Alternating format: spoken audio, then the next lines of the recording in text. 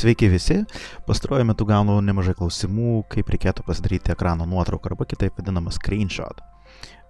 Šiame video tai ir sužinosime. Tai yra, kaip parsisiųsti, susiinstaliuoti ir kaip naudotis nemokamą programėlę, kuri vadinasi Jing. Su Jing galima daryti ekrano nuotraukas arba filmuoti ekraną ir dadėti, pavyzdžiui, rodiklėlių, tekstų, galim fotografuoti tam tikrą ekrano plotą ir taip toliau. Nuorodą į šitą puslapį, kur prasisiųsti šią programėlę, rasite po šiuo video. Taigi pradėkime nuo to, kad reikėtų šitą programėlę prasisiųsti ir susiinstaliuoti. Kaip ir minėjau, jinai yra visiškai nemokama. Spaudžiame čia. Free download.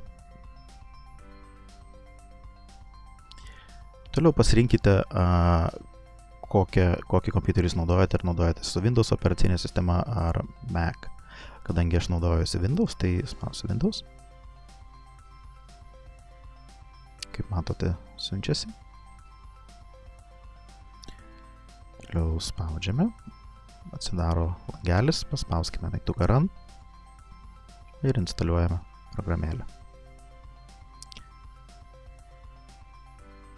Reikėtų šičia uždėti varnelę, kad sutinkate su Jing instaliavimu ir spaudžiame mygtuką Install.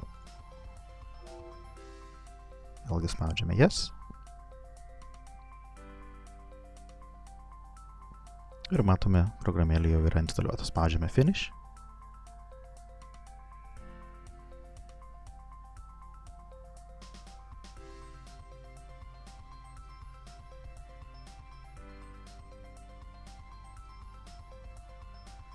Ir kaip matote, atsirado va šitoks va burbuliukas. Jeigu instaliuojate pirmą kartą, tai jūsų paprašys užpildyti dar ir formą. Tai tiesiog ją užpildykite ir būsite pilnaverčiai naudotojai. Jį galima tą burbuliuką pasidėti kur norit, kur jums patogiau. Gali būti viršui, gali būti apačioj. Takim palikime į šią.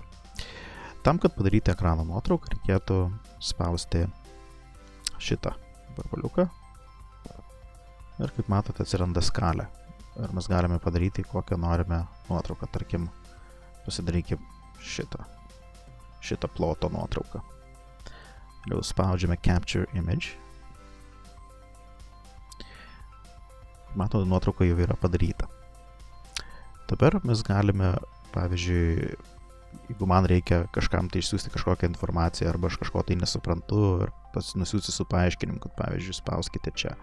Su šituo aš pasižymiu, kad šitam plote pasiimu tekstą, kažką tai parašau, pavyzdžiui, spauskite čia ir uždėtų rodiklėlį. Galima didinti, mažinti, galima keisti spalvas ir taip toliau. Toliau, kada visą informaciją esate susirašę, galima išsisaugoti kompiuterį arba susikurti linką, kitaip tariant, nuorodą ir ją išsiųsti elektroniniu paštu ar taip per Facebooką. Gal pademonstruosiu ir bus aiškiau. Sakykime taip, jeigu aš nenoriu šitos nuotraukos saugoti savo kompiuterį, kad neužimtų man bereikalingos vietos, ir šita informacija yra trumpalaikė, kurios realiai jinai man kaip ir nereikalinga ir aš ateityje man šitos nuotraukos nereikės. Tai aš tiesiog spaudžiu Share via Screencast.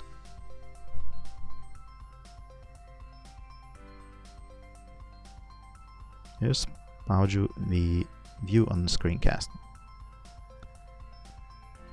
Kaip matote, atsidarė nuotrauka online. Tai yra va šitą linką galite siųsti elektroniniu paštu, galite siųsti per Facebooką ir taip toliau. Žmogus tiesiog paspaudė šitą linką, pamatys šitą nuotrauką. Ir jinai yra nebūtina, kaip minėjau, išsisaugoti savo kompiuterį. Toliau, tai vat gal ir pavaizduosiu, aš nusikopijavau ten tą linką, spausim Paste and Go ir kaip matote atsidaro šitą nuotrauką, kuri gali būti išsiųsta tam, kam norite. Toliau, jeigu norite įsisaugoti savo kompiuterį, vėl spaudžiame, aš vėl pakartosiu, vėlgi spaudžiame šitą burbuliuką, pasidarome nuotrauką, kokios mums reikia Spaudžiame Capture Image. Ir spaudžiame Save. Save galite pasirinkti išsaugoti nuotrauką, kur jūs norite. Kokiam norite folderį, ar jeigu lietuviškai aplanke. Galite užsivadinti, kaip jums reikia. Galime pavadinti Chink bandymas, pavyzdžiui. Ir spaudžiu Save. Galima atsidaryti iš karto ir pasižiūrėti, ir galima užsidaryti ir susirasti tą vietą, kurioje jūs įsisaugojate šitą nuotrauką. Tai, pavyzdžiui, paspausim Open File. Kaip matote, tai yra nuotrauka, kurią mes išsisaugojame. Toliau, taip pat su šitą programėlį galima filmuoti savo ekraną iki 5 minučių. Vėlgi spaudžiame šitą burbuliuką, pasidarome, apsibrėžiame kokį plotą, kurį plotą mes norime filmuoti, tai gali būti ir visas ekranas, ir šituo atveju spaudžiame Capture Video. Taip pat dasideda laikmatis, ir šiuo metu mūsų ekranas filmuojas. Viską, ką jūs darote, viskas yra filmuojama, ką jūs padarytumėte. Ja? Ir kaip matote, eina laikmatis iki 5 minučių. Pabaigus filmuotis, spaudžiame Finish. Galima peržiūrėti, ką nusifilmavom.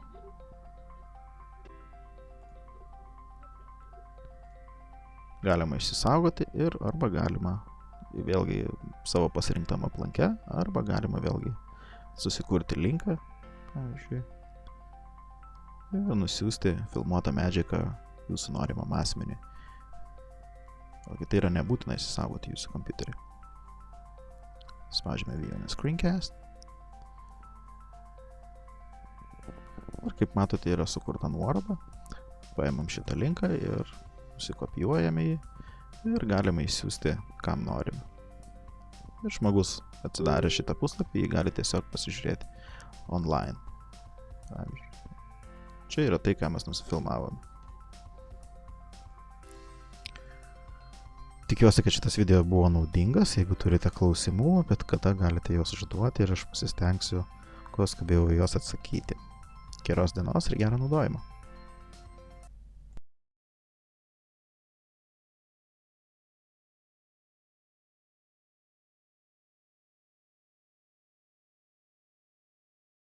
Thank you.